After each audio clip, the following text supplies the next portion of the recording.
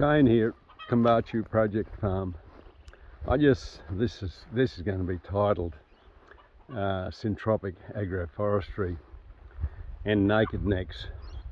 So I've got this 12 naked neck hens and a rooster, and I've had them in a shade tunnel, and I've just let them out this morning because these guys are bloody awesome foragers. So I've let them out to see how they'll go. And this is where they've gone to in the landscape. This is actually, I've got 2 rows of bananas here and pigeon pea on a couple of wastewater soakage trenches. So these guys have gravitated to here, and they haven't left it. There they are, appearing out of the bloody bushes, but they're in here just going for it. They're just going for it. They look crazy, like scratching around in here. They're like scrub turkeys, these bloody naked neck chooks. I just love them. I can't get enough of them. I want to breed, multiply them up, and I'm going to call them paddock chooks. They're climbing the trees to eat greenery off them. They're just going for it. These are the most awesome bloody foraging chooks I've ever seen. And they're wild as bloody hawks.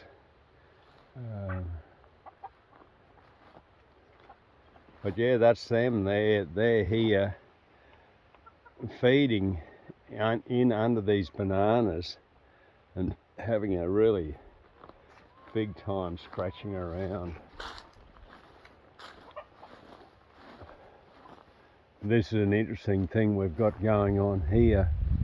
I've got bananas and I've got African cucumbers climbing up the banana. So this is generally a summer crop, but I've got a winter crop of African cucumbers. They're using the bananas as a trellis.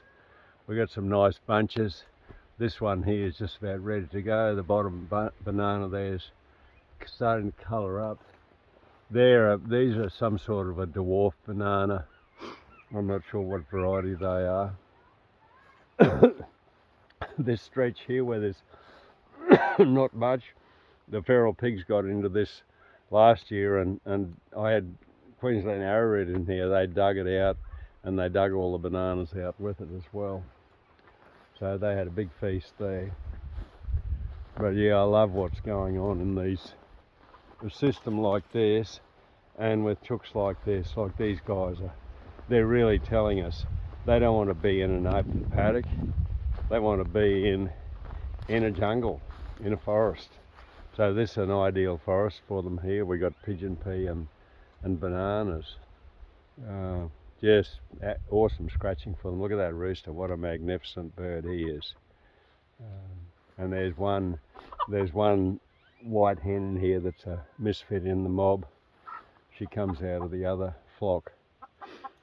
But yeah, just thought I'd show you that. This is one of my sweet potato experiments here.